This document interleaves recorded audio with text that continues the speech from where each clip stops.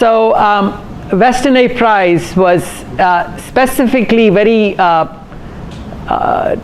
telling us things about the Inupiats that I will talk to you in a little bit. Now, as we learned a few things, we found that we can substitute for fat and nuts instead of the fat that we found in the animals, that we could extract calories from tubers. So tubers that grow in the ground, they are starch laden. But in order to extract the calories that our brain needs, you needed to cook them. All right. And then we also use some fermentation practices to reduce the toxins. So Weston A. Price said, in his primitive state, the Inupiat Indian has provided an example of physical excellence and dental perfection such as seldom seen or excelled in any race in the past or present. We are deeply concerned to know the formula of his nutrition. And that's what he said about Inupiat Indians. And he wrote a book called Nutrition and Physical Degeneration that you guys can look at.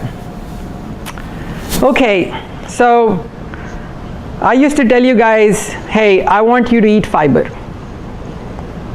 I want you to eat fiber. In fact, there's a video of mine up there that I want that says, hey, this is what I eat about once a day.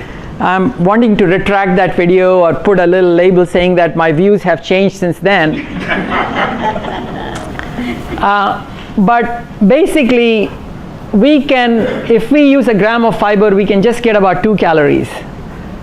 Because where is the only place that we can use fiber in our gut? Well, it helps digestion, doesn't it? So the stomach cannot use fiber, it's acidic. The small intestines cannot use fiber. We don't have a cecum, which is the fermenting vat. So all we have is the colon, where we can use the fiber. Okay? So the colon is 10% the size of our herbivorous ancestors. So really, if you eat a lot of fiber, what's going to happen? And you know, my health has improved since I started cutting down fiber, and even the American Diabetic Association says that you should eat only about 25 to 35 grams of fiber, because if you eat a lot of it, you will get gastrointestinal distress, you get cramping, diarrhea, constipation. And really, my life has improved a lot since I have stopped eating fiber. I eat only enough fiber so that I don't get constipated. I don't go looking out for fiber. Many people cite that we can get 10% of our calories from fiber, but I think this information is erroneous. I think we can get less than 5% of our caloric requirement by eating fiber. Because what they are saying is that you're eating the fiber, the bacteria in our colon are fermenting the fiber, our colon is then absorbing the fat that comes from fermentation of fiber, and that's how we are getting calories. But that is not very important source of energy for our body. Okay, now many people say fiber is necessary because it prevents inflammatory bowel disease. It prevents you from getting diverticulitis, stuff like that. But many of you have come and told me, hey doc, I cannot eat fiber, I cannot eat seed fiber because my IBS gets worse. So really, fiber is not needed for that. Now, many people say I need to eat fiber because I can control my blood sugar better. And that's also wrong, because if you're replacing simple carbohydrates with fiber, then yes, your blood sugar will get better. In other words, if you're replacing standard American diet with fiber, you're going to get better. But it is not as good as eating fat and protein from animal-based food. Then this is a whole new topic, that you need fiber to feed your microbiome. I heard many people talk about probiotics. Who was talking about probiotics? So 1, 2, and a few. I think probiotics are highly overrated for humans. And the reason I say that is that the human digestion is based on an acid-based digestion. The acid reduces the bacterial load of our food. The acid is what digests the protein. The acid is what activates the pepsin enzyme. So all the bacteria that you're eating are killed. So the bacteria in your colon really are there, and they may be of benefit, but I'm not sure how beneficial they are, and I could take you through another few presentations to discuss that, but we will do that on another day.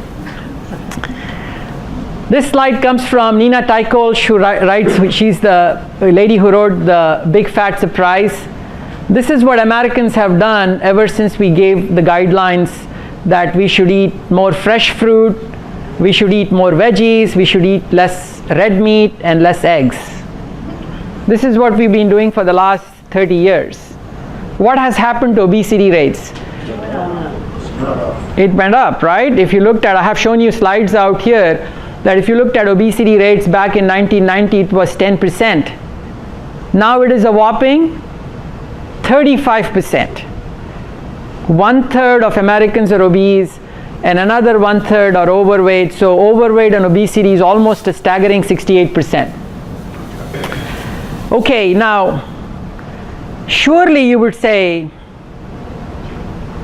Dr. Ali, it's good that you want us to eat meat and stuff like that, but we should also eat vegetables because there may not be as much benefit in them, but certainly there is no harm in eating vegetables, right? No? We should eat vegetables because, hey, we've spent the last 40 minutes listening to you saying that, hey, animal-based food is good, vegetable-based food is bad, so, but vegetables may not be harmful. But anyway, so this is a study that was done in which green tea is supposed to have antioxidant properties, and they wanted to see whether green tea provides better antioxidants. So they had two groups. One group that took green tea, another group that did not take green tea. So in order to reduce the confounders, in order to reduce the effect, in order to find the effect of green tea, they said both the groups, don't eat any flavonoids, don't eat any green leafy vegetables, don't eat colored vegetables, because we don't want you to get antioxidants from the vegetables. So this group ate nothing, did not get green tea. This group got green tea that had antioxidants. Which group do you think had higher level of oxidant activity, higher level of damage from oxidation? The green tea group or the group that did not take green tea? So you would think like that, right? But green tea group had more oxidant damage than the group that did not take green tea. So you think that you take a substance for antioxidant property by vegetables, but really that has not been borne out by studies. Now, plants are not necessarily benign, because you would say, hey, plants are there for us to eat, but not really. You know, plants want to protect themselves. They don't want to be eaten. And their only defense, the only defense for plant is biochemical warfare. They will have biochemical warfare against people who are predators. So plants have alkaloids. The alkaloids are bitter. They cause nerve transmission damage, they cause DNA damage, and they can alter the way we can absorb carbs and fats. There are certain plants that have cryogenic glycosides that block the way the cells breathe. And then the terpenoids are especially something that we should pay attention to, because they're in citrus fruit. They're volatile oils like turpentine, and these things, they prevent the absorption of proteins, they prevent absorption of B12, calcium, and also the phenolics. So phenolics are found in flavonoids, tannins, and basically these bind to proteins and prevent absorption and digestion. So for any of you going out and saying, hey, I'm going to use plants for health, you got to keep all of these things at the back of your mind. All right, so this is my last slide, and after that, and I did something very different than before, because I wanted to spend an entire hour talking about animal sourced food, because when you come to my office and you are suffering from not being able to lose weight, your diabetes not improving, your blood pressure not improving, I recommend that, hey, can you consider doing an animal sourced food diet for a couple of months and see how you do? But it takes about an hour to explain to you why I think that an animal sourced food could potentially be superior. And the reason for that, I have already said, is that human digestion is acid based on hydrochloric acid in the stomach. It is not based on fermentation like the ruminants. We have a much smaller gut size and an even smaller colon. Thus, fermentation is not an important source of calories or energy. That we need to eat high quality energy and nutrient dense food. So if you're a vegan, in order to meet the energy needs, especially if you're a raw vegan, you got to eat for about 3 to 4 hours a day. So that's like a separate job. We have very large brains with very expensive fuel requirements. So that's the reason why we need to eat food that will give us energy but will not make us obese, will not make us diabetic. What is a very good way to become obese and a very good way to become diabetic is to eat which macronutrient? Carbs. Processed and refined carbs. When you eat processed and refined carbs, what happens to your insulin levels? They go way up. When your insulin levels go up, are you depositing fat or are you burning fat? You're depositing fat. You burn out your pancreas earlier, you become obese, you get heart disease, you get high blood pressure, you get gout. So a diet that is based on vegetable-based food, grain-based food, is necessarily something that is going to give you a lot of carbs, which is going to be bad. So the requirements can be met largely from animal-sourced food with some supplementation. Now, I got to be honest with you. Since I have been influenced by Amber, I have tried my best to be a carnivore. But I find that very difficult. And I often find myself going towards fruits. But one good thing has happened. I have not had to eat any salads that I used to hate but ingest because I thought they were healthy. At least now I go for high fiber fruit because I want to reduce the absorption of sugar. But one other important point I want to make lastly is that if for whatever reason you think that you don't like any of the information that I gave you because of ethical reasons, religious reasons, because you like animals, and you want to eat a plant-based food, I just want you to be aware that the human body is not designed to absorb B12, iron, DHA, zinc, and a few other important nutrients that our body needs that is only present in animal-based food. So if you're going to be a vegan or a vegetarian, please take the supplements. Okay? So I did something that is very different than what I have done before. I hope that it is useful. In the next session, I thought I would talk about diabetic medications this time. I would talk about PPIs this time, but that's going to be next time. So I'm going to talk about why diabetic medications are bad for us in the next session and why proton pump inhibitors are not good for us. So that would be in January. And I will wait here for questions, and that's all I have. Thank you.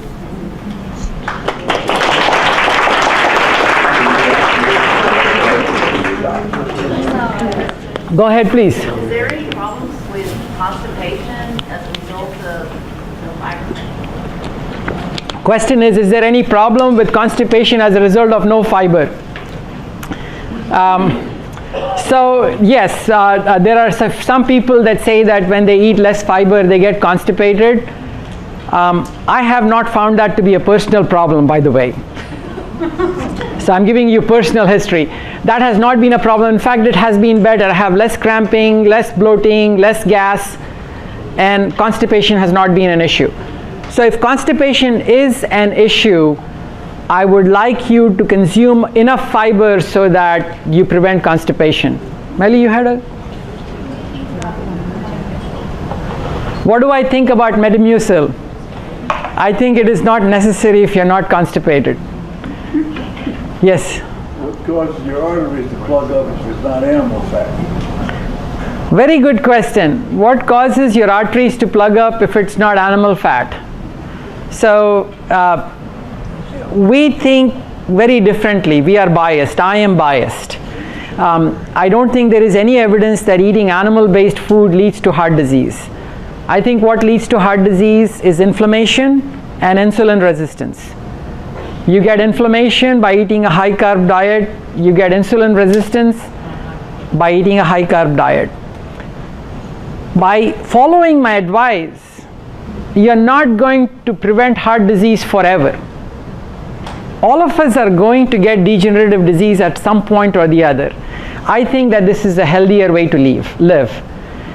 I talk about 4 factors or 5 factors that are important to maintain health. Some of them we can control, some of them we cannot. One of them is nutrition. So we talked about nutrition. Another thing is movement, how much movement we do. The more movement we do, the less disease we are going to get. The third thing I talk about is sleep. The better you sleep, the less blood pressure you're going to have, the less stress you're going to have. You're going to be able to deal with stress and your health is going to be better. Stress. Number 4 is stress. I don't know anything about stress. I get stress all the time. So you are all out on your own. And the last one, number 5, is sunshine. So sunlight is one of the most important health producing aspects of our life. And last session I talked about for 20 minutes about sunlight. So yes, go ahead, sir. Are you advising to stop eating green vegetables like broccoli and spinach and Brussels sprouts and the like? So what I am saying today is that yes, I want you to try. My wife. I want you to try and see if your health improves. It's at least worth a try. Yes, go ahead. I'm a little confused as to what oils are okay. We have the more of and less of. And I use avocado oil and that was a little less of. So how much should I be doing? So excellent question that we kind of touched on in the presentation. Oils. What are the good oils to use? So any vegetable oil is bad, especially if it is processed. Corn oil, sunflower oil, safflower oil, grapeseed oil, don't use those. A cold pressed oil. Cold pressed oil is like when you take olives and you cold press them and get them out. Olive oil. I don't know how avocado oil is harvested, so I can't tell you about that. But olive oil is okay as long as you don't use it to cook, because if you use it to cook, you oxidize it. It has a low smoking point. That's what I need, is something to cook with. So what you need to cook with is lard, beef tallow, butter, or ghee. That's what you need to cook with. Thank you. Coconut oil? I'm not sure about coconut oil to cook. It still has not a high heating point. Yes, go ahead. Last month you said we were going to talk about fasting. I'm sorry. If I talked about fasting, I would not have been able to go into detail about animal sourced food. So yeah, if I can, next session I'll talk about fasting, diabetic medications, and PPIs, proton pump inhibitors. Yes, sir.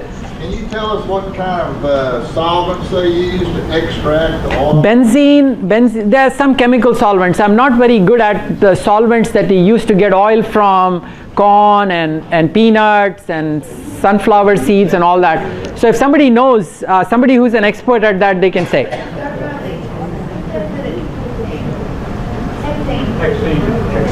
Hexene. Okay. Is that a carcinogenic compound, sir? Does it cause cancers? Oh, yeah. Oh, yeah. Mr. COC, go ahead. I've read something recently and I started trying it. I wondered, run it by you. Tea with a teaspoon of cinnamon and then honey. And it said all kinds of good effects, like helping to lower the cholesterol and to prevent, I guess, the way the food absorbs, to prevent it from going to fat and things like that. What are your thoughts about that? So the question is that tea mixed with honey is very good, lowers cholesterol and stuff like that. So I don't know exactly how to answer that, but My plant-wise, the plant-wise that I have, the one that I use a lot is coffee. I like caffeine, so I get it from coffee. So if you're getting it from tea, I don't have a problem. I think honey is not good because it's sugar. Like I said last time, the wrong way to think about cholesterol is you want it to be low. You don't want your cholesterol low. You want your cholesterol to be high. You want the quality of your cholesterol to be good. And so you should focus on high cholesterol but of good quality. And we have given an entire session, and when you come to my office we talk about it all the time. There's also a YouTube video that talks about what is high quality cholesterol and how you can get there. So I'll leave it at that. Yes sir, go ahead and I'll come to you in a second. You extolled the virtues of eggs in previous sessions. Yes sir. But I got the impression at one point that you didn't think the whites were worth anything. Is there some problem with egg whites? No, there's no problem with egg whites, but the egg yolk is the one that provides fat. The egg yolk is the one that is providing you with the omega-3 and with all the vitamins and micronutrients that you need, including the zinc and everything else. So there's no harm in eating. There is no harm in eating protein. Egg white is albumin protein, which is very high quality protein, and you should have it, but you should not throw away the yolks. What about cold cuts of meat? They're not. So the question, very interesting question here, is cold cuts of meat, because cold cuts of meat are highly processed, they have nitrates. There is epidemiologic studies that show that when you eat meat that there is a higher incidence of cancer. And I think that is all wrong. I think that's all wrong. Because when you look at a study, when you look at any of these studies that are based on statistics, they ask 61 different questions. And if any one of them is positive, it puts it into a statistical significance. So the best way for the Harvard School of Public Health to lie to you is to do these studies, population-based studies, association studies, and say cold cuts of meat are related to cancer. What I want to do is to say, hey, I want you to remove the factors of smoking. I want you to remove the factors of insulin resistance, of diabetes, of carbohydrate intake. When you take all of those things out, then I want you to tell me that eating a sausage is bad, that eating bacon is bad, that eating cold cuts of meat is bad. I don't think it is. So it's a long way of answering that information that you get that cold cuts of meats are bad is based on bad science. What do you think about eating liver once or twice a week? Oh, this is a very good question. So I want everybody to hear that, and I'm thankful that you asked that question. So what is the benefit of eating liver once or twice a week?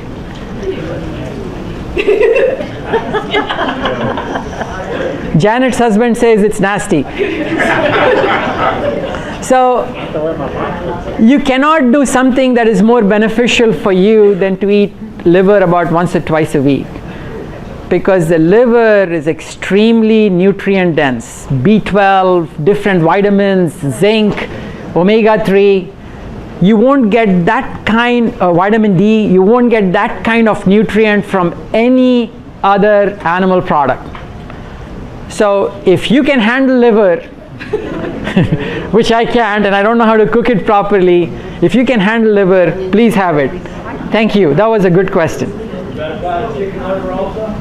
So foie gras, is that duck liver? Chicken liver. I think it applies to chicken liver too, but I'm not for sure. So all of the organs are good. They're just like So is organ meat good? Yes, organ meats are better than meat because they are more fatty, they are more nutrient dense. Try to stay away from lean meat. Eat more fat. Thank you guys. I'll still stick around in case you guys have questions. Liver?